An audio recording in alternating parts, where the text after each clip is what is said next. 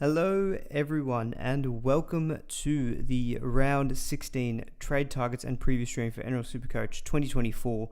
We are in the second major bye week of the season, so plenty of things to worry about, plenty of players missing, ones that we thought we were going to have. I'm looking at you, Ruben Garrick, looking at you, DWZ. Latrell is obviously out, but a bit of an interesting week ahead as Jimmy B rightly says. Lots of downgrades been named and in the team lists, lots of cheapies who I've never heard of before. TPJ, Tevita Pangai Jr. on the bench for the Dolphins. We'll talk about him for sure. A few gun fullbacks are back as well. Pappenhausen, being one of them. Of course, Anthony, hey man, great to see you. Thank you very much. I appreciate that a lot. We love you, man. Joshua, you're so kind. We love you. TPJ must have, yeah. Why not? Why can't TPJ be a must have? Drop 6k ranks, thanks Garrick. Yep, hello to you as well, Toby Stevens. You just had to remind me of that. Thank you very much. Corey, you're on the firing line tonight. Man, a few questions for you. That's okay. That's what I'm here for. Questions. Ruben Porter. Honest to God, never a bloke I've never heard of before until last week, and lots of questions. I put out the questions thread on Twitter asking for questions, and so many about downgrades. Trust me, there is a slide on downgrades, which is if you wear glasses, you might be struggling. There's a lot of text on that slide, but there's lots and lots of potential downgrades to talk about. Like the stream, or your captain gets a HIA and scores 6. Thank you, Benny. I appreciate that, but why you got to do it in such a way that hurts me? Captain and Garrick, you couldn't make it up. Just ridiculous. The big cat. I don't know if that's a compliment or not, but I'll take it. Thank you, Ben.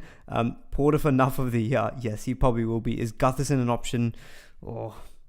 Early thoughts, no. Anyway, plenty of things to talk about. Tyler, Henry to Porter. You could be looking at one of my trades potentially, but lots to get into. So we'll get into it. But yeah, guys, hopefully, I'm home alone tonight. I was on the phone with the internet company today. It might still have issues today. It's not the internet. Most likely it's due to the router that I have, because it's a bit of an older one. So we'll probably fix it for this week. We'll go out, buy a new router, get some new cables and everything, upgrade the hardware, and fingers crossed everything goes smoothly, because actually the internet is fine. It's just the hardware maybe causing the issues, but we're on the case. So if it drops out, look, I might just have to drop the emergency mobile hotspot to the stream, but hopefully we don't have to resort to that today. But thank you, Evan, for joining already. 103 of you already, which is awesome. Yeah, please do give the stream a like if you enjoy it. Thank you, Anthony, as well, for becoming a member. I really, really appreciate that. Thank you very much. In terms of how I went with my team last week, very quickly, 10-14 in the end. Obviously, the Garrett captain was the big one. My team actually had a pretty good performance all around. Like, I traded in Hopewadi last week. He scored pretty well. Had Nikora, who went 120. Had a lot of other guys who actually scored around the 60, 70, 80. Just Captain Garrett killed me. Benny G says, thank you, $2 for the donation, $2 donation. You captain Teddy and you still scored like poop. Come on, mate. Surely not. I think you're doing yourself a disservice there, Benny. Although, let me know what you scored. I don't actually know.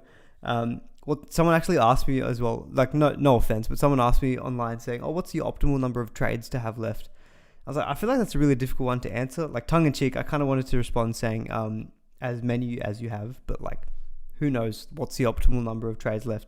I'd say optimal is probably if you had 2 left for every week remaining. If you had, like, 25 trades, that's perfect.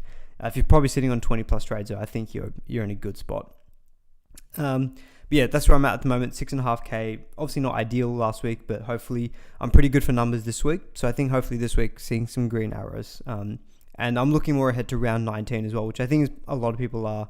It's going to be a bit of a tricky week, I think, to navigate round 19. 16 probably, even with a couple of people being out like Garrick, DWZ, I still feel like it's going to be a bit of an easier week to manage.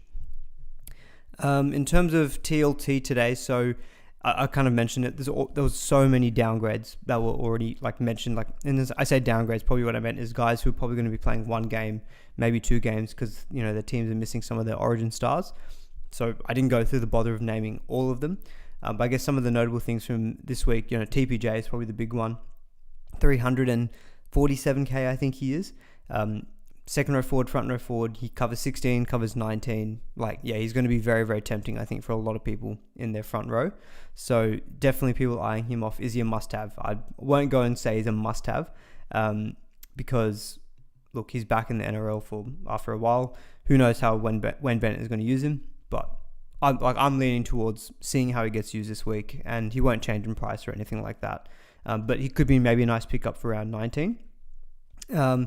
Storm have a few movements there, so Pappy is back at fullback. Suafalongo is on the wing though, but it does look like he will be a bit short-lived now in terms of his job because Will Warbrick is back. So once Xavier Coates comes back into that team next week, I think they'll play, then Falongo is probably likely not to be in that team, maybe if not on the bench. So he's probably someone who I think good for this week, but maybe soon might be a sell. Couple of cheapies, I guess, on the bench. Jack Howarth and Joe Chan both are named on the bench this week for the Storm. For the Warriors, Roger Tuivasa-Sheck is back. He's probably going to be playing at right centre, given that Rocco Berry is injured. And no DWZ, of course, he's out for a week suspension. For the Titans, big one was that Fafita has been named, so I think he is going to probably be one of the must-haves, I think, for this round, and probably for that round 19 coverage as well. Looks like he's not in that origin framework for Billy Slater. For Roosters, very big news was that Dom Young has been named, which I'm very happy about because I was thinking that he might not be a chance, but luckily we got him for this week. I mean, he still has to go probably through final tests, but the fact that they've named him gives me a bit more confidence. For Bulldogs, a few changes there with Stephen Crichton being out. Most notably meant that Jacob Kiraz has been named at centre. I know he's got like 150 break even and named at centre. His average is more around the 60s compared to wing where he's much higher than that. So probably maybe if anyone was eyeing him off, maybe it's a good chance to not have to grab him this week potentially if you don't need to spend all that money. Manly have a bunch of changes. Garrick out obviously is a big one.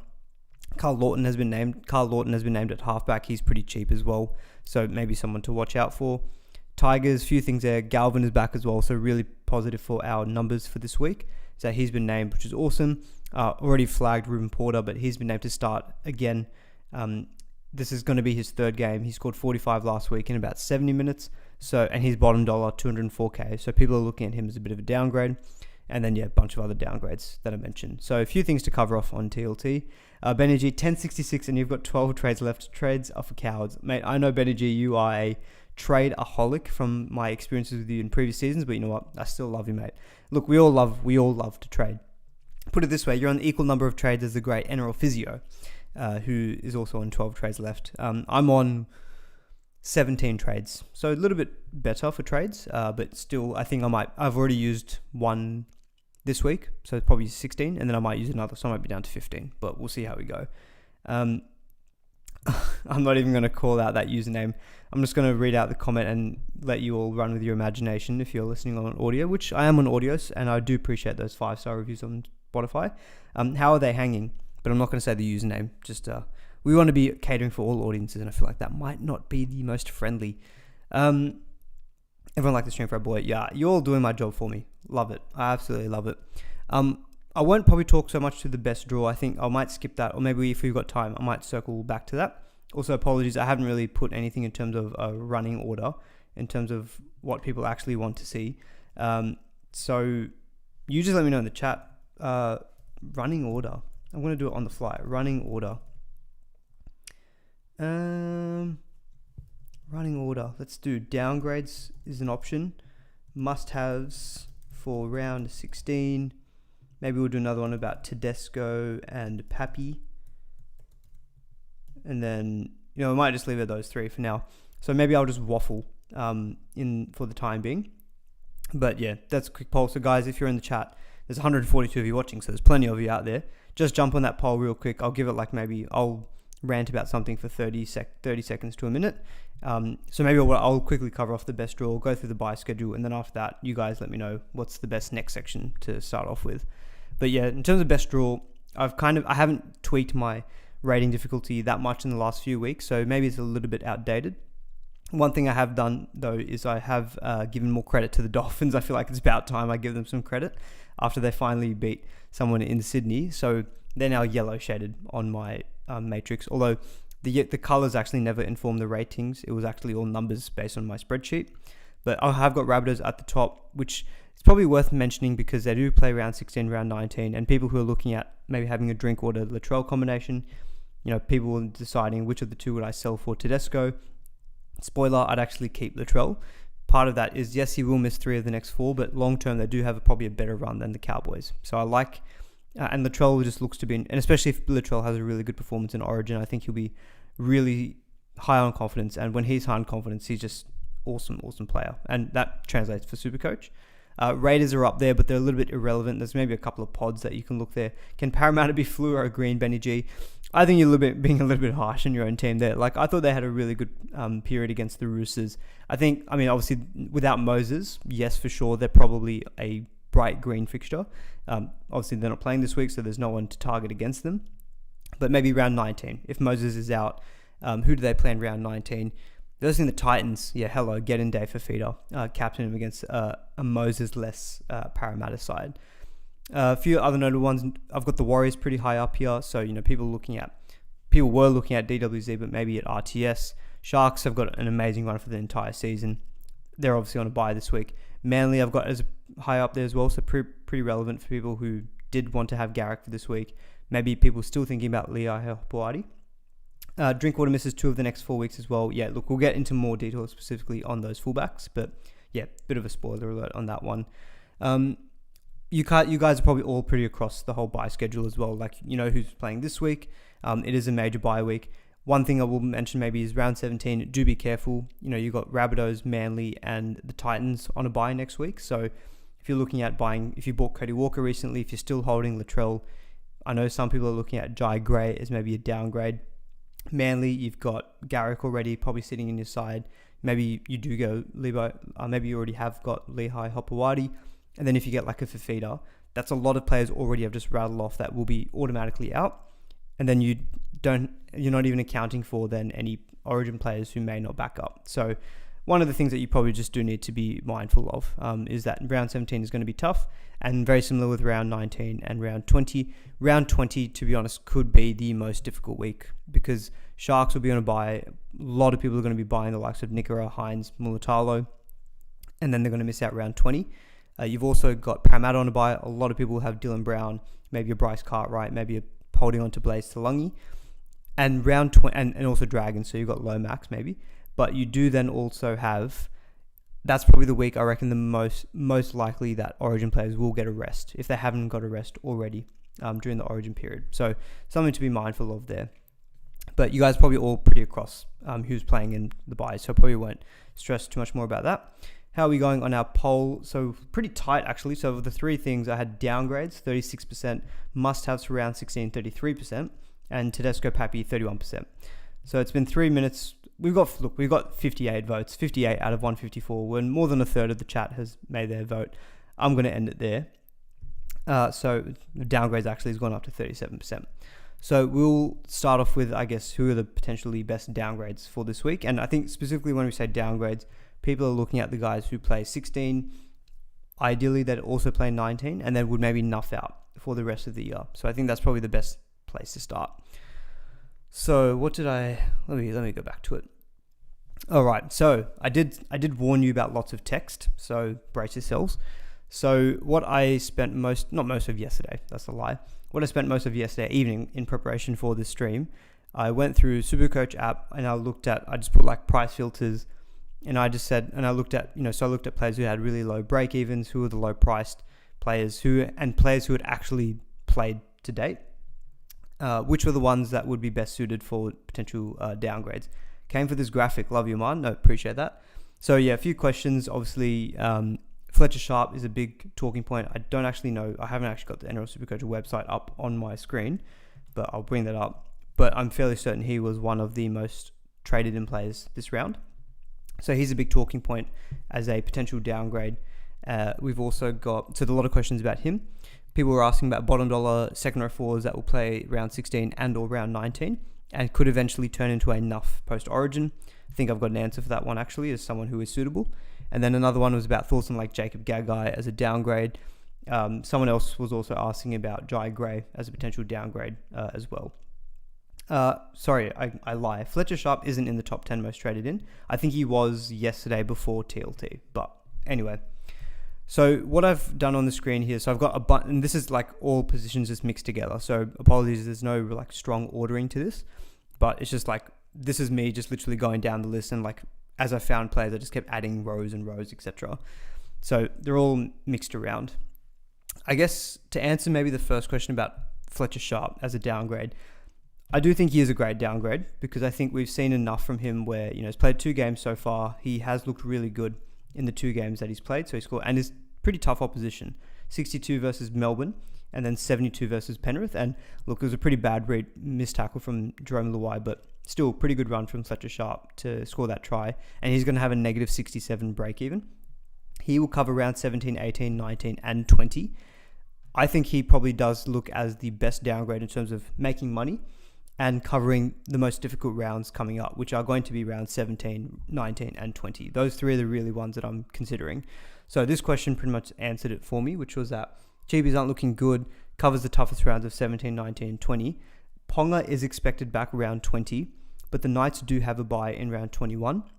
So I think there's every chance that Ponga gets an extra week and maybe comes back around 22 when they verse Penrith. So I think Fletcher Sharp, I would bet more likely he's going to get you that round 20 coverage.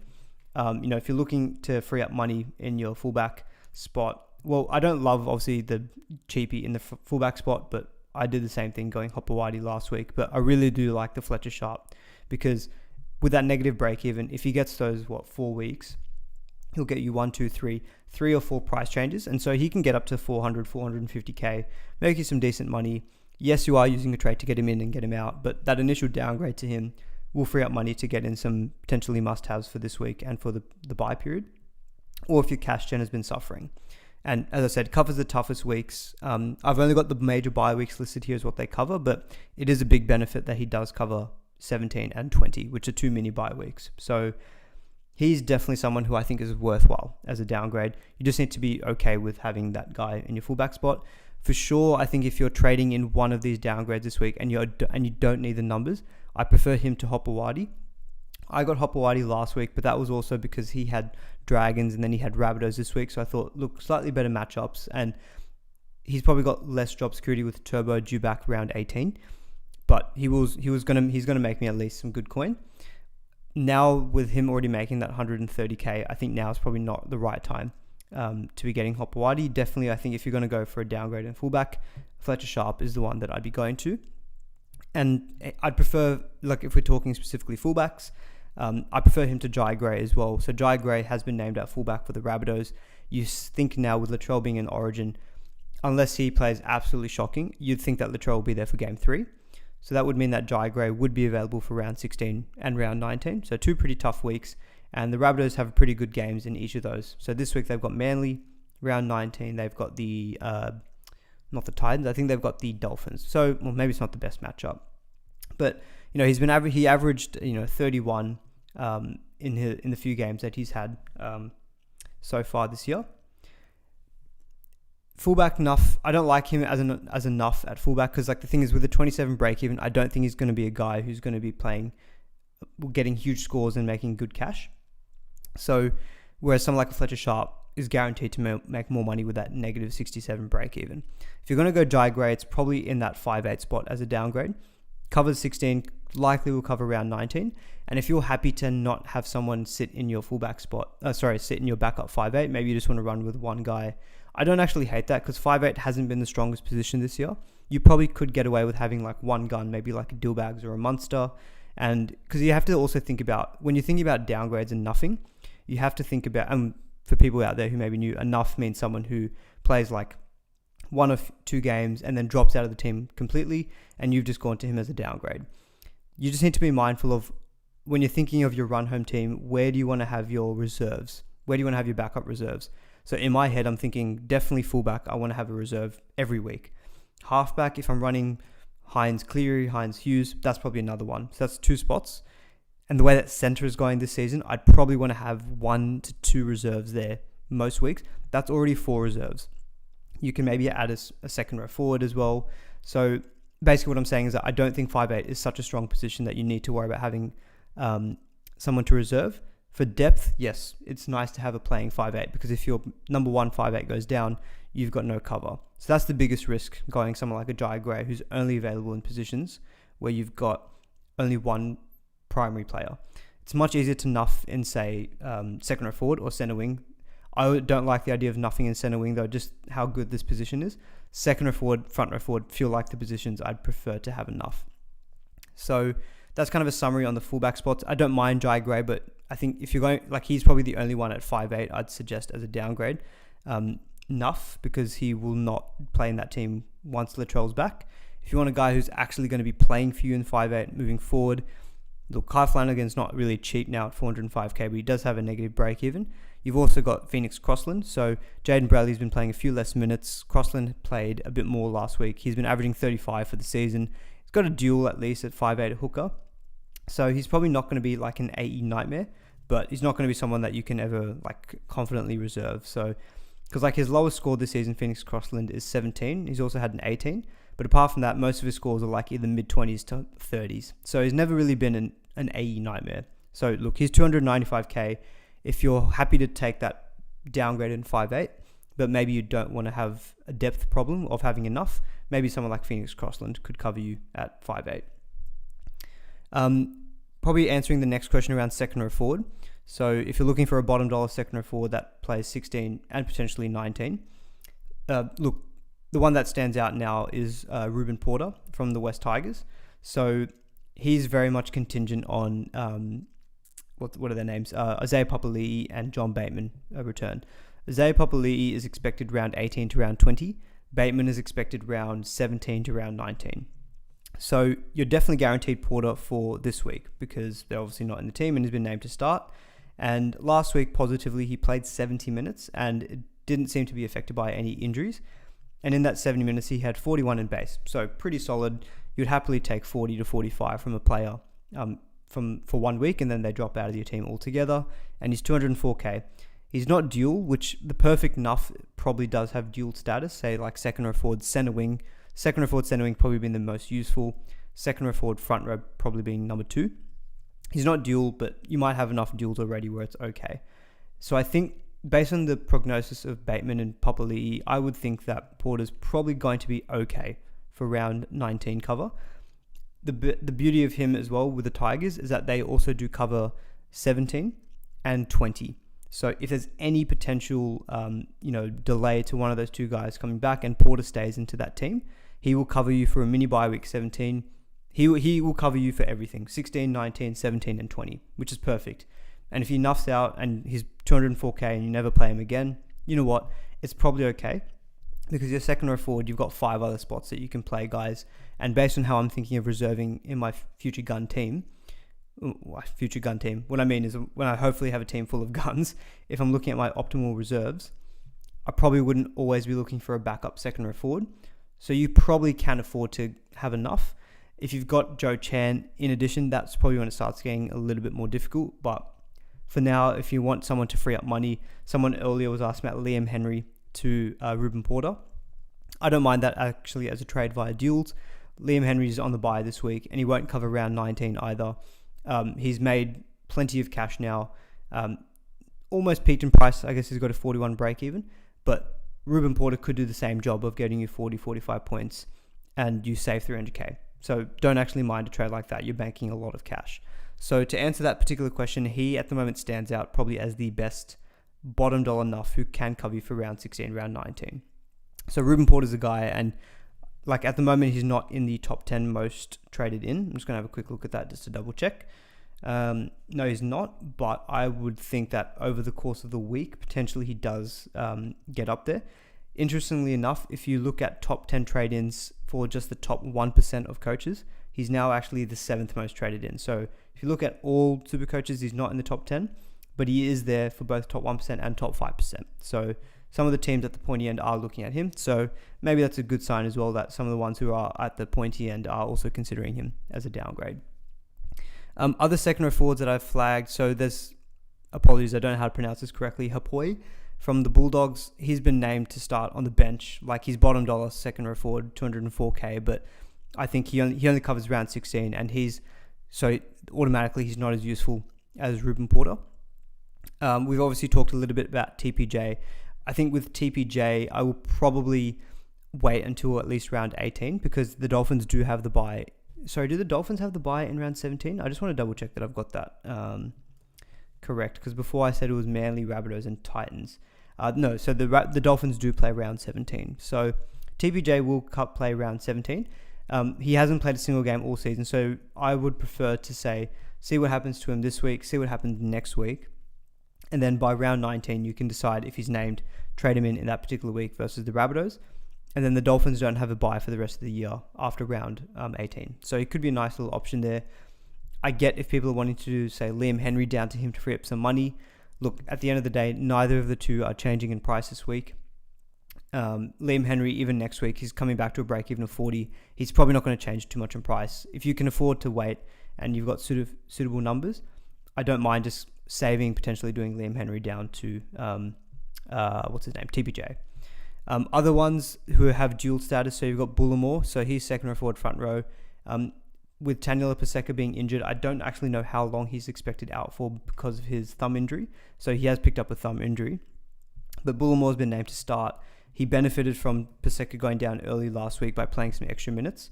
So he played 37 minutes last week, in which he scored 75 points. But funnily enough, 37 minutes, he got 47 points in base. So like really, really high work rate in that particular game. He's not generally noted, I think, for the high work rate. So it could have been a little bit of a one-off. But look, he's 312k. Again, with him, he's probably more likely not to be enough. He'll probably stay in that Manly team. He's been in that Manly team for most of this year. More likely to be a bit of an AE nightmare. Like his scores 21, 31, 22. A couple of decent ones, 34, 62. But there is an 18, there is a 19. There is also an 8-pointer in there. So he's probably got that potential to be an AE nightmare where he plays limited minutes off the bench. So the fact that he's also not bottom dollar, he's 311k. I know someone in the chat earlier was saying they're looking at him. I think it was, apologies, I can't find you now, but there was definitely someone who had mentioned going to Bullimore. Don't mind it if you want some depth, but he could be a bit of an AE nightmare. Other guys in front row, we've got a couple. So there's one is Sione Fainu from the West Tigers. So he's been named again on the bench for the Tigers. Again, he could be benefiting from this lack of John Bateman and Isaiah Papali'i. He's only played 3 games so far for the Tigers, in which he's played only 27, 23, and 38 minutes. So generally on the lower end. Scores of 28, 24, and 44 last week, 40 in base in those 38 minutes. So last week was his biggest minutes outing. He's 229k. He's only listed at front row. But again, if you're thinking of a downgrade in front row, maybe he's the guy that you can go for if you don't have, say, duals. He'll cover 16, covers 19, covers 17, covers 20. I'm not entirely sure about his job security, so this might be one where I'd probably say go see if there's any notable middles out for the West Tigers that maybe I've missed, who he's taken the position in.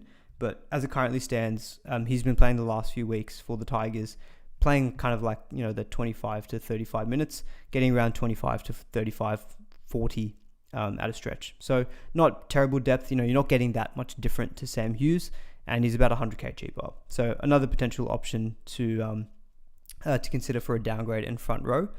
There's also LeBlanc. I don't think he's related to Matt LeBlanc. Shout out to anyone who does like watching Friends. Liam LeBlanc, great surname. So he hasn't played an entire game all season, but he's been named, I think, apologies. I have to actually double check which team he's from. My bad. Sorry, Liam. I hope you don't take that personally. The Bunnies. Okay, the Bunnies. So he's been named in the front row for the Bunnies on the bench. So you'd only think that he's probably a prop enough where he's bottom dollar, likely making that bench because Cam Murray's going to be picked for Origin for New South Wales for Game 3, you would imagine. So when the Rabbitohs play in the bye week, he'll be there. So he's a proper bottom dollar enough who will cover 16, covers 19, and then he's gone for the rest of the year. So if that's what you're after, he's probably not a bad one. Yeah, thank you, Ian, for correct. Yeah, Souths. Yeah, he's from the Rabbitohs. So he's definitely a proper enough where he won't play after round 19. And if that's what you're after, perfect. If you're happy to take that position in front row out of the table, then yeah, I think he's a good prospect in that sense. So don't mind him as well. So that's kind of covering, I guess, second row and front row. There's a couple of dual players at hooker.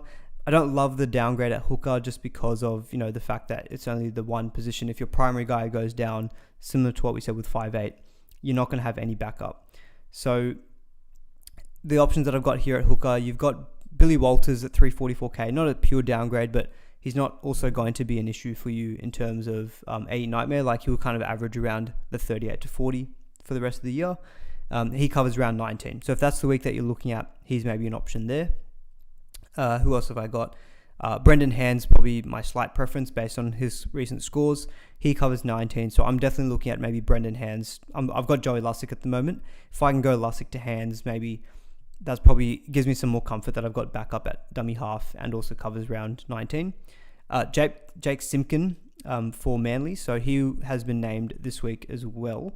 If I just want to double check that. So he moved over from the Tigers to Manly, if anyone wasn't aware. There is Gordon, I can't remember his full name, but is it Tong? Apologies, I probably need to double check this. He's been named on the bench, so I don't expect huge things out of Simpkin. Look, he scored 45 points last week, played decent minutes as well. I'm just going to quickly double check that. Yeah, he played the full 80 minutes last week and scored 40 in base. The fact that the backup dummy half is there for Manly, I don't think he'll get the 80 minutes this week. And like obviously there's been some issues with Lachlan Croker and his neck injury, so we're not sure what the timeline is for Lachlan Croker, but until he comes back, Simpkin will probably be in that team. So again, he's probably likely to be one who will end up being enough eventually, but for the next few weeks, he actually might be good for you to cover round 16 and round 19 as well. So another one to cover or to think about as a downgrade. We've spoken about Crossland. If you want to handcuff, would say like Harry Grant, you've got Bronson Garlick from Melbourne.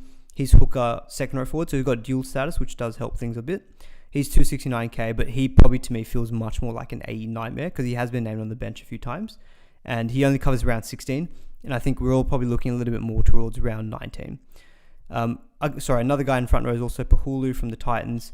He's actually been playing a few games. He has been averaging 28.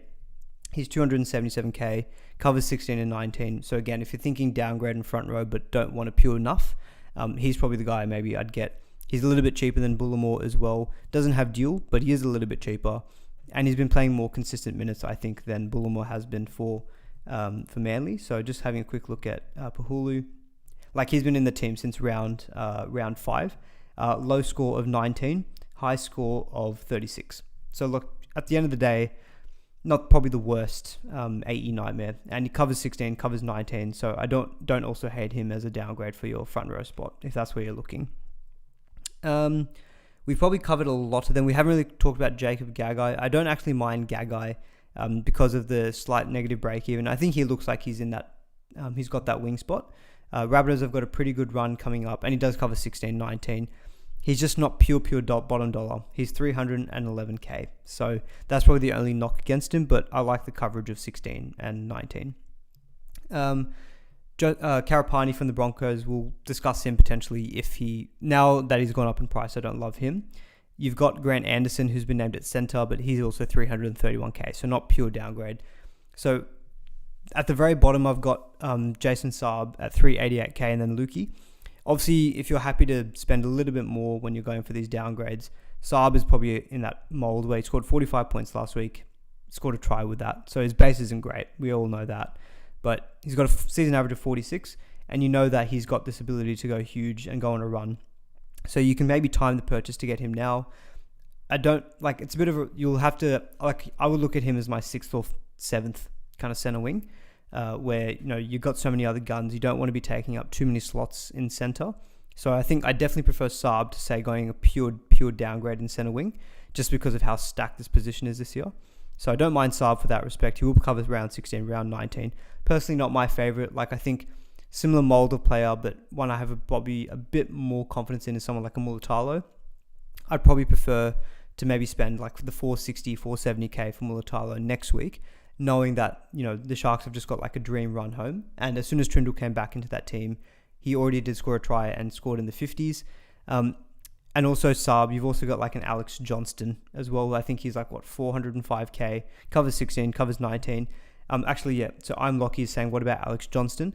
Personally, being very honest, I'm not very keen at all on Alex Johnston this year.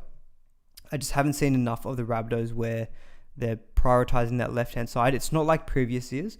The fact that Cody's been named at halfback, there's much more ball going down that right-hand side, which is why I don't mind Gagai.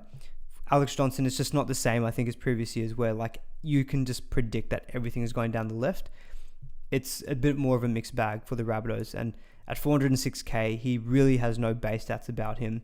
Like in the games he hasn't scored a try, we're looking at 27, 47.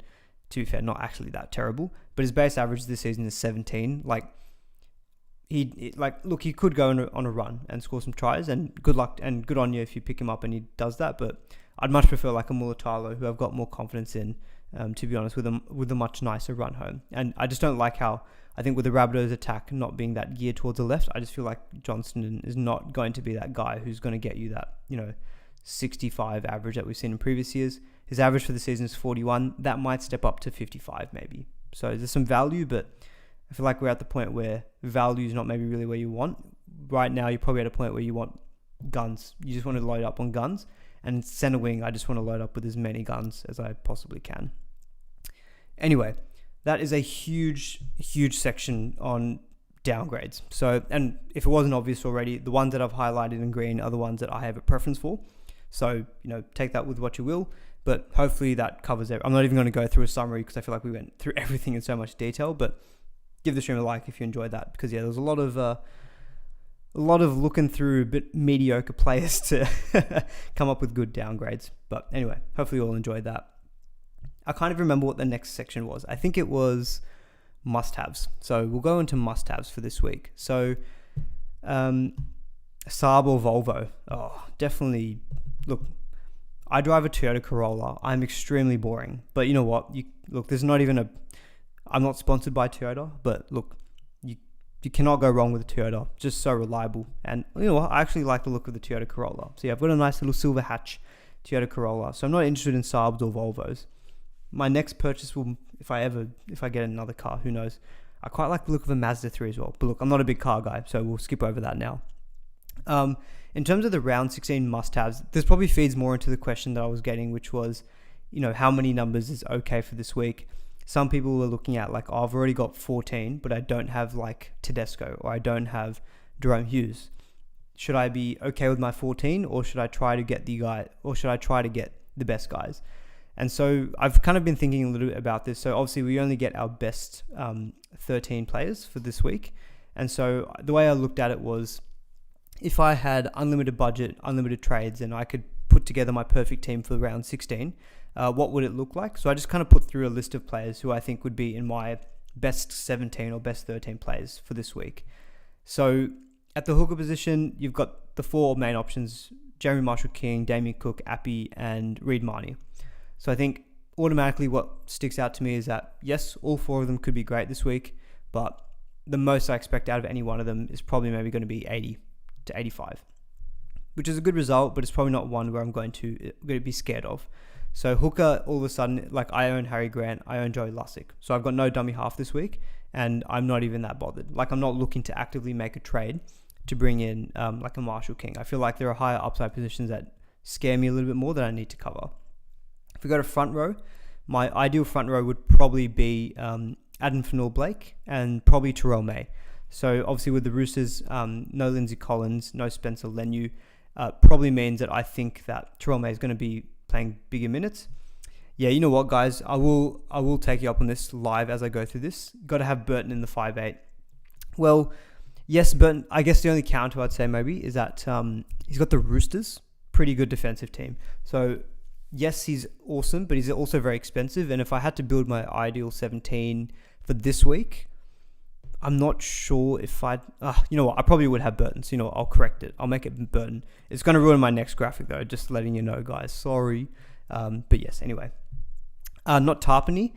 No, I think I'd still stick with Terrell May, just because I think we've seen already that in the bye weeks, like he's played those big minutes. And I think Terrell May, like, he's probably got more attacking upside. Whereas with the Raiders, their team's pretty unaffected by Origin. I guess to be fair though, Hudson Young isn't in the team, so maybe there's extra minutes for Tarpany. So look, it's a subjective list. And to be fair, I'll tell you what, looking into all of those downgrades probably meant that I reckon I spent about 5 minutes on this particular table. So if I miss someone, that's probably why. But yeah, Joe Taps could definitely be in there. But again, the one that sticks out to me is Fanua Blake versus the Titans. Like, you can just see him scoring a try. He's sub 700k now. So he's someone I'm looking at as like, yeah, he would be very nice to get. So moving on to second row, I'm actually going to scratch Barnett live here because he's not playing because he's been picked in the New South Wales Blues squad. So he's out for this week. Second row forward, if I could pick my ideal three, it would be Dave Fafita for sure, Eli Katoa, and then probably like a Kolomatangi. In the halves, my ideal halves would be Jerome Hughes, absolutely would be there, and then probably Sam Walker or maybe or Matt Burton. At 5'8", probably would be a Cody Walker. People saying Matt Burton. I had Max Plath and maybe a Wishart. Centre wing, if this is probably where I'd have the most fun. If I could pick my ideal centre wing, it'd be Manu, Young, Karaz. Although to be fair, Karaz might not be in that now because he's been named at centre. But maybe like a Manu, Young, Karaz, Isako, Farnworth, Nick Meaney because of the goal kicking, and then Jordan Rapana, who's a bit of a pod, who I know people are looking at. I think he's in the top 10 most traded in. But, goal kicking versus the Tigers, like the fact that he's goal kicking versus the Tigers is pretty attractive. And at the moment, he is actually number 10 for the most traded in player for this week. Curran is an option. Galvin is probably an option as well. But basically, the purpose of the exercise was, like, what might be helpful for you all, put your own list of, like, who do you guys think are the must-haves? Or, like, who do you think would be in your ideal 17 for this week? And then see how many of them do you already have or you don't already have. Ian, you're saying Pappy and fullback. I would still take Tedesco and CNK just because CNK's got the Titans, whereas Pappy's got the Dolphins, who have definitely been better. That's all I'll say about that. But again, this is subjective. So what I did was I had a look at my own team and said, who out of all of the people that I think would be in my ideal 13 or 17, how many do I already have at the moment as it stands? And based on, spoiler, I'm going to do Drinkwater to Tedesco this week. So that's happening. So at the moment, I've got 1, 2, 3, 4, 5, 6, 7, 8, 9, 10. So in my opinion, I've got 10 of what I would consider maybe an ideal 13 or 17 this week. And I feel like once you get to a point where maybe you're getting like 9, 10, 11, 12, you're probably at a point where, you know what, you've probably got most of your bases covered in terms of who are the players that could hurt you for this week. And if you've got that, and you've also got maybe then in total 14, 15, you're probably in a position where maybe you don't have to actively make trades to bring in extra numbers for this week. You also just have to look at matchups. Who do you think is going to score very well? Look, Tedesco, I know some people might say, oh, look, I've got 15 players, but I don't have Tedesco. I would say, look, just trade in Tedesco. And this is when it gets a bit more nuanced, when it's like, look, Tedesco is good for this week, and he's probably good for the rest of the year. Round 17, 18, he's got Tigers, he's got another easy matchup as well. Like, he's just someone who I think you can very comfortably keep for the rest of your season. So that's kind of the things I'd be looking at. So if I were to apply this to my own team, who don't I have this week that I'd be scared of not owning? Jerome Hughes would be one, because he's just on absolute fire at the moment. Someone like a Rapana would be someone I would like to have in my ideal team just because of the goal kicking versus the Tigers, but it's not realistic for me to just trade in Rapana other than burning too many trades. I've already got Galvin, so people who are suggesting Galvin. I don't have Pappy, but I've got Lehigh Hopewadi. He's playing this week. I feel like he's got a good matchup versus Rabbitohs. I don't think I need to make a trade there. So this is kind of the exercise I'd just be doing. My front row is Terrell May and Josh Curran, which could be suitable enough. Yes, AFB would be lovely to get, but maybe he's not ideal for me to make trades for this week. So just that's a bit of a something I wanted to put together about potential must-haves for this week. In my opinion, the must-haves, I think, for this week, it really comes down to captaincy. Who do you think is the best captain for this week? And if you don't have them, you feel terrified not owning. I won't call them must-haves, but I'll say like my top 5 players that I would absolutely want to make sure that I had this week. Teddy would be one. Sorry, someone's beeping outside. Teddy would be one. Fafita would be another. I'd probably say Eli Katoa is the third. I'd say Jerome Hughes is probably their fourth. And then a fifth one for this week, it could be a center. See, the Bulldogs have been pretty good defensively, so I don't necessarily think it has to be a Roosters, outside back. The fifth one could be someone like maybe AFB. I'd say AFB versus the Titans. So I've got 3 out of those 5. So I've got 3 out of in what I consider the top 5 players to consider for this week, which in my opinion is probably good enough. I've got Sam Walker and I've got Dylan Brown at halfback. So again, I don't feel like I have to trade Dill Brown to Jerome Hughes for this week, and I want that round 19 cover. So bit of a summary there for you guys if you thought that was maybe useful about, applying that to your own team. Who do you think are the must-haves? The next section was around Tedesco, so we'll kind of segue into him. So Luda is saying, should I trade out Drinkwater or Edwards for Tedesco? So big question this week was obviously going to be, should you be getting in Tedesco this week? And, is he a must-have? It's always hard calling someone a must-have, and especially this week when, Tedesco and the Bulldogs are not the same Bulldogs team that we've seen in previous years. They're very defensively good. And even in that round where they already played round 13, even then without Stephen Crichton and some of their origin players, they still put up a really good performance. But I think Tedesco, the reason I would say yes, just look to get him in this week is that one, he is the number one most traded in player. So it's kind of also like protective to like make sure that you cover your bases where it's someone who can really damage your rank if you don't own. And then round 17, which is a mini bye week against the West Tigers, he will most likely be the most captain player next week as well. So you're covering off a big threat for this week, and you're covering off a big threat for next week. Round 18, he's got the Dragons as well. So look, it's another good matchup. And the run home for the Roosters is pretty good. We know traditionally they are a good run home team. Round 20 to round 23 is a little bit tougher. But for the rest of the season, 24 onwards, you've got Parramatta, apologies, Benergy. I've put them down as a green fixture. Parramatta, Titans, Canberra, and Rabbitohs. That last month is definitely where you think, the Roosters, especially if they're needing to just like, maybe you can see a situation where they're maybe needing a good points differential to get higher in the ladder. Someone like a Tedesco, I'd be very scared about not owning. So yes, Tedesco I think is probably worth absolutely trading in this week. If you're trading out one of Drinkwater or Dylan Edwards for the rest of this year. So what I've got below me, I've got the whole draw for some of these fullbacks for the rest of the season, because that's kind of where we want to be making our decisions. I'd probably want to keep Dylan Edwards over Drinkwater for the rest of the year.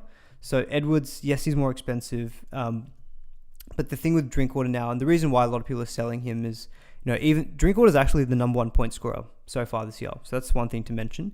But it's also because he hasn't missed a game all season. The Cowboys have had no buys. If you look at the draw, they missed round 16, round 19, and they missed round 25. So they've got 3 buys still to go. So there's 3 games that you're definitely going to miss Drinkwater. And the run home is just, like, honestly, if I look at their draw for the rest of the year, round 22 versus the West Tigers is probably the only game that I'm really like, God, it'd be really nice to have a Drinkwater.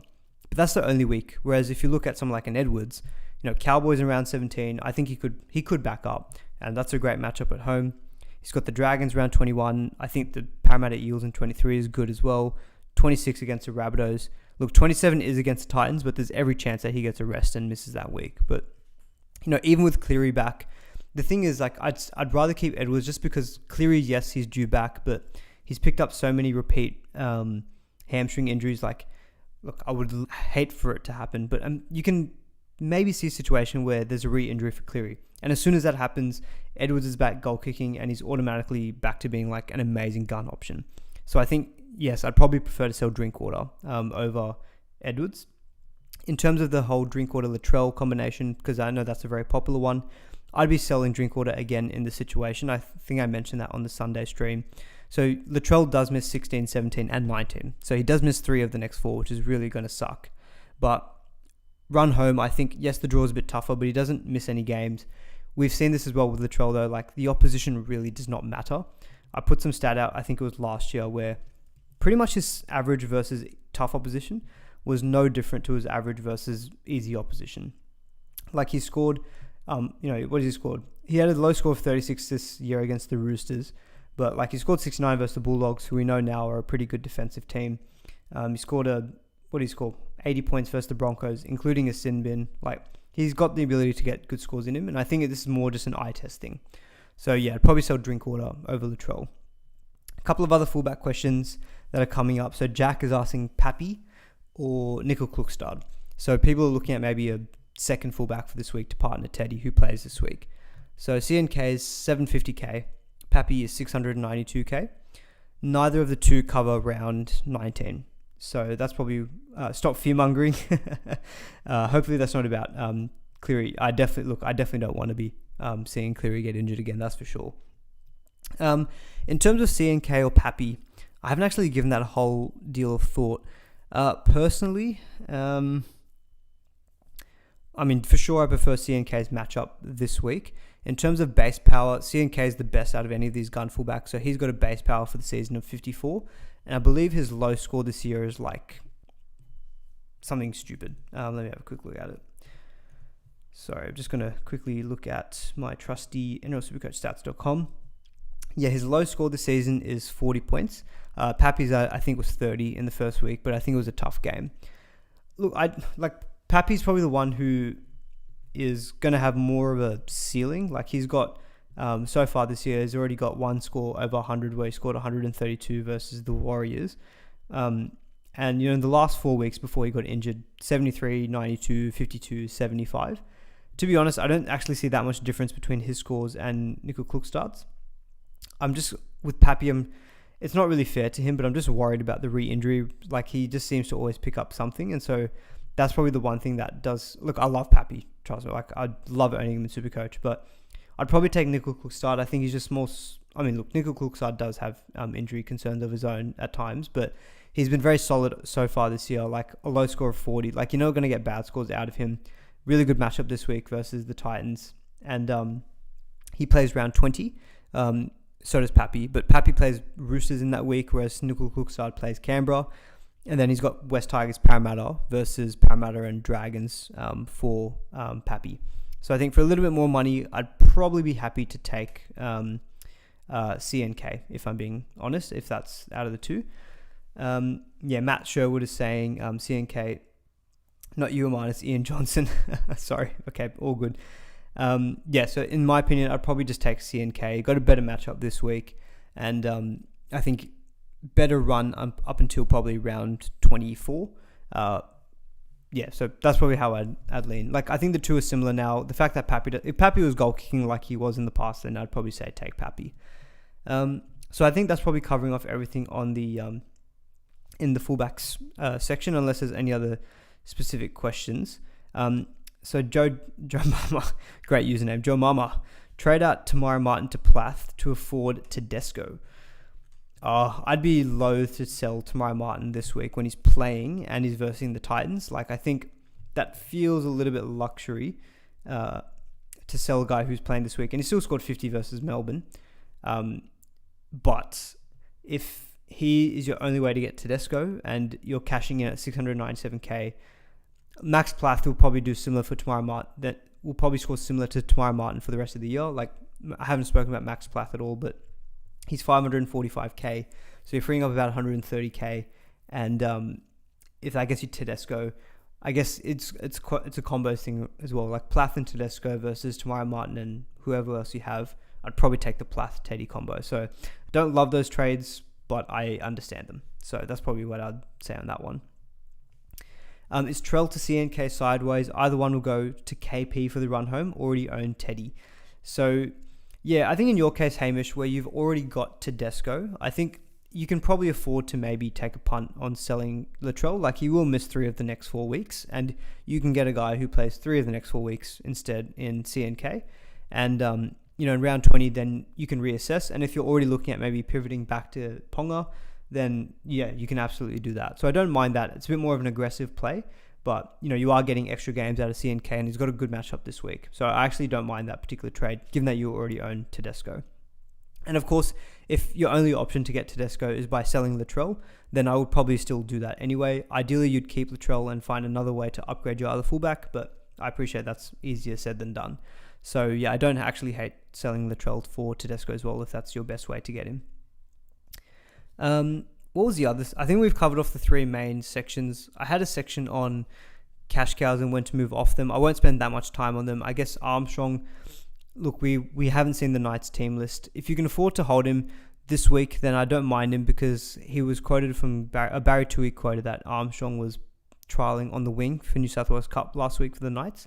So if he gets a run on the wing for them in place of, I guess, Tuala, then he would cover all of a sudden 17, 19, 20, and it could actually be quite handy. So that's probably the only thing I'll mention on Armstrong. On Suafalongo, fine for this week on the wing, but he will likely have to be a sell, I think, from round 17 onwards, because once Xavier Coates comes back in, then Falongo is probably not going to be in that team, or he'll be on the bench. But look, he's 530k. He'll make a bit more money this week, probably. I think Falongo is fine to sell next week. Blaise Talangi, I know a few people are selling him as well this week. I think he's in the top 10 most traded out. I'm just going to have a quick look at this, actually. Where does he sit here? He's number 3 on the most traded out. I get it. He's 606k now. He's probably peaked in price with an 86 break even. He won't change in price this week. And I do think that playing on the wing, it's not the worst position. I think with the only way I'll say with Talangi is, again, if he's your avenue for Tedesco, fine, do it. If you're looking okay for round 19 numbers, like say you're on like 10, 11, 12, and you think it's not going to be too much harder to get to 13 for that week, I'd probably say, yep, sell him. If you're really struggling for round 19 numbers though, and you're focused on overall, I would actually keep Talangi, because he will be a valuable number for round 19, and he's got a matchup against the Titans. So it's a good matchup in that round 19 week. So I think I'd probably be leaning towards Talangi as a hold if you're struggling for 19 numbers. Liam Henry, I'm okay with people selling Henry. He doesn't cover 16 or 19. And if you're okay for coverage for round 17, the mini bye week, and also for round 20, I think he's perfectly fine to move off as well. He's done an awesome job, made almost 300k, but him down to like one of those, like a Sione Fainu, free up 300k, maybe down to Ruben Porter via duels. If that's your money to get to some other big upgrades, look, I can't knock the trade. I've got Sam Hughes here as well. I just don't think he's at a value that I'm happy enough to sell. Like 325k, like it's fine. He's not like an 80 nightmare. If he gives you 35 a week, it's fine. It's all good. On centers very quickly as well, because I know a couple of people online were asking about Asako versus Farnworth. I'd probably still take Asako this week and for the season. He's 55k cheaper. Yes, the 3-round average is much lower. Like he's on a 3-round average of 59 versus Farnworth's 94. I do just generally prefer wingers in Supercoach, and I prefer goal kickers, which he is. His floor is around 50. Farnworth has a base of around 36, which is pretty strong. But I just think if you're going one for the rest of the year, I'd probably rather take the winger and the goal kicker. And he's probably more of a proven gun compared to Farnworth. Farnworth last year averaged around, I think, the low 60s, having a great little run here on a 3-round average of 94. But he's now over 700k. And I think if you're paying more than 700k, I'd rather try to lock in a gun. And I just don't quite think Farnworth is in that category. I think he's benefited from the last few weeks, but before that, it was 46, 57, 68, 40, 59, 49, like solid scores, which Asako has been doing as well. But I think Asako's potential to go like 120, 130 is probably higher. So I'd probably just take Asako. In terms of ownership, like Asako is only 19% owned as well. So it's not like he's like 40, 50%. I think that's still at a low enough ownership where you'll make good ground getting Asako. Joey Manu has been disappointing. Shocker. As soon as I've traded him in, he's gone 50 and what has he gone? 50 and like 39. So yeah, not great. But look, he's a playing player this week. Maybe next week or the week after we can reassess. If he's still not being very good, maybe we can move him on to another center wing. But for the time being, like, I'm happy to keep him. And look, he's had good scores all season long playing in centers as well.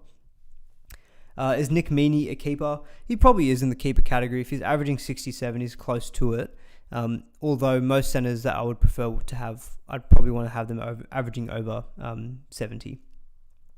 What about Ewan Aitken? Yeah, so Ewan Aitken, like I haven't spoken a lot about Dolphins players in general, but Ewan Aitken is perfectly solid as well in second row. So he's 670k. You can get him at center wing as well, but I think I'd rather have him at second row. So he's got a 65 average, 77 break even. Last week was his second lowest score all season, and it was 52. So the guy is super solid. He's never going to give you a bad score. So look, I can't knock him as a trade-in either. It's definitely a good option. If you're picking up at center wing, I definitely still prefer though to get Asako. He's cheaper than Aitken as well. Sorry, I'm going a little bit faster, guys, because we are already at 1 hour, so I don't want to spend too much time. Very quickly, a couple of people were asking also about, is DWZ a sell? It feels wrong to sell him, given that he's only at 489k, but he doesn't cover around 19. So if you're just mentally just fed up with him and sick of him, then I think it's fine to get rid of. And RTS, I'm not a big fan, to be honest, of RTS as a trade-in. I know it's a good matchup this week. A couple of people were looking at him. But the way I look at RTS is he's putting out the same scores as Kale Iro. Iro's cheaper. Iro's got a better draw. And we bought Iro for 219k. Would you buy Kale Iro now for 550k? Probably not. I think RTS is similar to that. Like, he was just putting up good, solid numbers, 55s, 60s, but just not getting those 80s, 90s. And I've spoken at nauseam about this, but center wing is such a stacked position. I just don't want to be wasting slots there. I want to make sure I get guys in who've got genuine upside, because it's just such a high performing position this year. If you have Manu, Young, and Teddy, do you move one? This is probably a relevant question. I'd probably say no, just because look at round 17 and 18 and tell me, wouldn't you not want to have Manu and Dom Young and Teddy versus the West Tigers and then the Dragons? Yeah, you probably want to have all three of them, I reckon. After that, maybe you can reassess where maybe in round 19 you decide to sell one of them. I'd probably say sell one of Manu or Dom Young. So yeah, that's probably how I'd consider it. But at least in the short term, I think I wouldn't worry about having multiple of them. There was actually a question about if I've got too many Roosters, is it a bad thing to get Teddy? I don't think so. I think it's fine to load up on a gun performing team. So I'll quickly look at, we've spoke a little bit about AFB. I had Barnett as an option, but he's obviously out. And we've spoken a little bit about Tarpany. Look, for only the extra 45k, I'd definitely prefer getting AFB over Tarpany. He's definitely shown more of a ceiling so far this year. Jack DeBellin, I know a few people had him. He's been really low on minutes the last 2 weeks. Does he play this week? I don't think he does. No, he doesn't play this week, but he covers 19. So I think, again, if you're short on 19 cover, I'd probably just keep JDB. In terms of captaincy, so for this week, I think the best captains, in my opinion, are probably someone like a Fafita versus the Warriors at home. Someone from Melbourne, I just think that the way that they're just scoring points, I think one of Jerome Hughes, Eli Katoa as a VC would be a really good shout. Not too keen personally on VCing anyone from the Dolphins, just because they are coming up against Melbourne. I've got a Sarko here. If you could maybe consider a Farnworth or like a Marshall King, but I just don't feel like they've got the ceiling. And in this week where you're likely going to be able to use a VC loop, you want to be probably putting your VC or C on guys who you think have got a very good chance of going 95, 100 plus.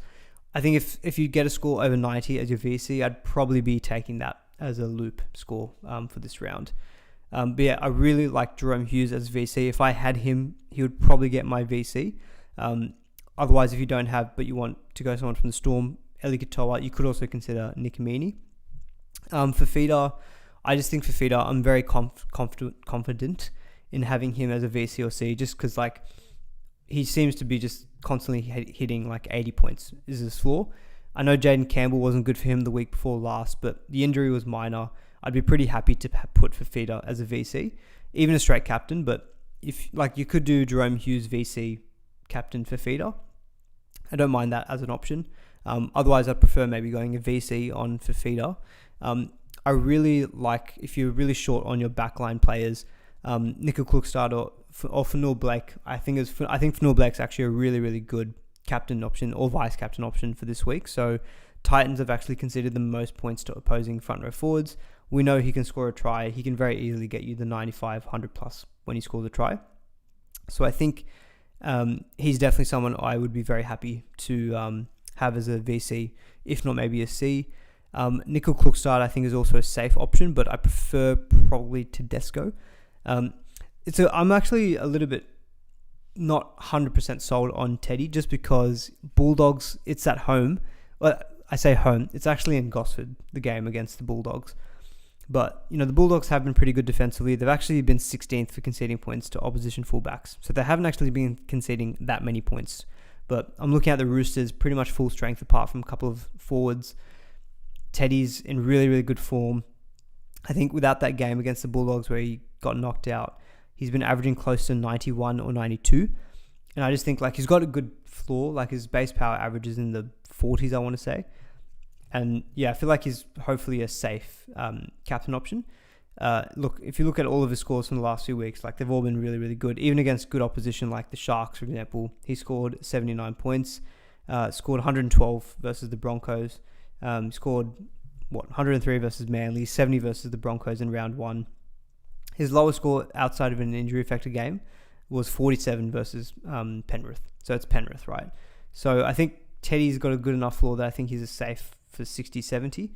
Ian Johnson in the chat, Hamish is in the chat saying Roosters have got a bad record in Gosford.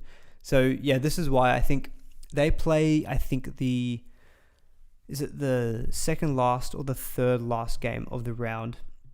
So I'm happy. So personally, what I'm looking at doing is VC for Feta, and then maybe doing captaincy into Teddy. They're both playing the Saturday though, so they're one right after the other. So I'd have to make my decision very quick. But if Fifita gets like 85, 90, I'll probably just take the VC. Otherwise, I'll probably, I think, end up just captaining Tedesco just as my kind of fallback safe option. I prefer him probably to captain. I probably prefer him to captain Fifita, if I'm being honest. But yes, I think the Bulldogs, there is a chance that the Bulldogs could be pretty good defensively as well. Manu's also in consideration. Cody Walker, Manly have actually been conceding the fourth most points to opposing 5/8, but I worry with Cody's low base and without Latrell, probably don't think that he's a great captain option in my opinion. I haven't got him on the list here mainly because of space, but if you have got Rapana in this week, I think he's actually a great end of week captain shout. Campbelltown Stadium, 4 o'clock. He'll be goal kicking. Yeah, I think that's also actually a really nice pod option. Ian Johnson, thank you so much for the $2.99 donation. Trade my backup 5/8 to Hughes via Brown. My backup 5/8, my 5/8s at the moment, I've got Galvin and I've got Cody Walker. Look, Galvin's playing 16, he's playing 19. Yes, Jerome Hughes does look very appealing, but that's probably a trade I won't be doing. If you're asking about my own personal team, which I will actually get to just now. So just give me a second. If you guys are enjoying the stream though, please do give it a like. Very much helps me out. Okay, let's see here. Yeah, okay, I think you guys should be able to see my team for this week. So I'll show you that. Hines to Hughes and Drinky to Teddy. Oh, that's tough because like you're getting two really good numbers in for this week in Hughes and Teddy. But Hines being dropped, like he's going to be playing round 17, 18, 19. He's got good matchups in 18, 19. Yeah, look, if that's the only way you can get Tedesco, then fine. Because Hines does have like a 216 break even, but for sure I would be trying at my absolute most to be holding on to Hines, I think. Because this is actually a good point, actually, which is why I might do one of my other trades that I haven't done yet. Freeing up cash to be able to get Hines back in. So in terms of my team, in terms of my numbers for this week, I'll quickly run through that. So I've got 1, 2, let's not count Sam Hughes. Let's go 1, 2, 3, 4, 5. I'm not going to count Sam Hughes or Joe Chan. So 1, 2, 3, 4, 5, 6, 7, 8, 9, 10, 11, 12, 13, 14. So I've got 14 players for this week. If you include Joe Chan and Sam Hughes, it's 16. So I'm sitting on 14 at the moment, which I think is pretty comfortable. I've got Fifita, like as I said before, I've got 3 of the 5 who I think would be the top options for this week. At the moment, I've got the captaincy on Tedesco. I actually don't hate the play of going Hopewadi captain even against the Rabbitohs as well, but I don't know if I've got enough cojones to do that particular move. But yeah, at the moment, I'm pretty happy, I guess, with how the team looks for this week. Getting Galvin, getting Fifita and Dom Young has been huge in team lists. So I've made the Drinkwater to Tedesco trade already. That was I was planning for that last week by getting in Hopewadi and freeing up funds. So that move absolutely was locked in for me. I don't think I'll be looking back on that. I did think about maybe making no other trades because I don't really have to make any other trades for this week. But I was dabbling around, thinking about Liam Henry, thinking you've been awesome for me, but yeah, maybe I could look to move you on. So one trade I could do is Liam Henry via duels to Ruben Porter, who I spoke a lot about him earlier in the stream. So hypothetically, if I got in Porter, what did he score? 45 points. There we go. So my 3 main second row forwards, ignoring buys, is Fifita, Katoa, and Britton Nickera. I've got Kai Piss-Paul then as cover. Then I've got Porter and Joe Chan. Look, Joe Chan is not great. I get that. So I would have 2 nuffs in second row, which is not fantastic. But front row is probably adequately covered. I've got Terrell May, Josh Curran, Samuel Fainu, and Sam Hughes. So what I could do, that one trade frees up 460k. So I could just sit on that cash for sure. Don't have to make any moves because I've got adequate numbers. And what that's good for is that, look, Hopewadi, I'm looking at, yes, he might make, he's projected for 80k in price rise if he scores 58 points, he'll make another 80k. So he could be around 410k, but I definitely want to be trying to get gun fullbacks in my team eventually. So that's definitely one thing I could do, is just save that money and save it in reserve to eventually get Hopewadi back up to a gun fullback. What was the other thing? Or what I could do is, if I want to get rid of Lussick, ideally I wouldn't want to spend too much money at hooker, so I could go Lussick to Brendan Hands. That particular move, I wouldn't do that this week, by the way, but that particular move is 341k, so 30. I would need 70k to do that move. So as long as I've got 70k, I can upgrade. I can grab, what's his name? Brendan Hands. But people in the chat are making a good point, which is I can do Joe Chan to AFB. How good would that be? Hey, I made a poem. There you go. Yes, I can do Joe Chan to AFB. Not bad. Not bad at all, is it? So, yes, that is extremely tempting. That is lovely. Fanua Blake, Terrell May. The thing was, I was maybe thinking of selling Terrell May next week anyway. But yeah, look, Fanua Blake, the benefit of getting him in this week is that I've pretty much I've got Samuel Fainu and Josh Curran as cover. I might not have to make any more trades at front row. Maybe I go Terrell May to Payne Haas in round 20. Maybe that's what I do. So what I like is that this gives me, and it gives me extra numbers for this week. So in the end, I'll actually have 17 or 18 for this week. So I'm definitely covered. But I've got in a lot of gun players. So I've got Fanua Blake, Fafita, Katoa. So I could do really well for this week. And Fanua Blake could just be a run home season keeper. I've tried to avoid making too many trades at front row, which has probably been a bit of a mental block. But look, this could be a very nice move on paper. Part of me wonders, maybe instead of Joe Chan, what if I did Sam Hughes instead? Because if I did Sam Hughes out, look, I know it's crazy given that Hughes does play round 16 as well, but see, that leaves me with 87k in the bank. That is enough for me to go Lussick to Brendan Hands next week, and then I'd, fingers crossed, because the thing is, by getting in Brendan Hands, I get in someone for round 19. Not to bore you all with my plans, well, hopefully you find it interesting, but if I looked at my round 19 numbers, as it currently stands, I've only got 1, 2, 3, 4, 5, 6, 7, 8, 9, 10, 11. I've only got 11. Hopewadi, if he's there, 12, but it's 11. So I'm a little bit short at the moment for round 19. So, because Lussick, if he keeps this roll up, he's just an absolute AE nightmare. He's getting 5 to 10 points. It's bugger all. It's really doing my head in. He was such a terrible trade in. If I can go to someone like Brendan Hands, who does cover round 19, Parramatta looking a bit better, that's an immediate depth upgrade to back up my dummy half, and I get a round 19 number as well. So that's probably the one thing I would do, because if you look at this, I've got 14 trades left after doing all of this. 14 is a very, very low number. And look, that money is good for me going Lussick to Brendan Hands, but I need to get in Hines somehow. I need to get Cleary. I need to get rid of Hopewadi. There's plenty of other trades that I still need to do. I need to get another gun fullback. And so, that's the only danger I see with potentially spending all of this money going Sam Hughes up to AFB. But maybe we just go YOLO. I can't believe I'm saying that. Maybe it's YOLO. But look, I guess the benefit is that I'm getting in a keeper in Fanua Blake and getting enough in second row. Maybe it's not the worst thing in the world, but it does test the second row forward depth does get a little bit tougher. That's probably the only thing. The other downside to doing this is that I've lost the ability to switch Curran and Samuel Fainu because they're both in my front row, whereas it was nice having them both in one or the other. Anyway, that's potentially what I'm looking at. So let me reverse the Sam Hughes one. So Liam Henry to Porter, I'm leaning towards doing now just to get that extra cash. But yes, I'm going to slowly starting to be running out of trades. So I'm wondering, can I avoid going for Noah Blake and maybe instead just do this one particular trade? Or do I even need to do that trade? I might not have to.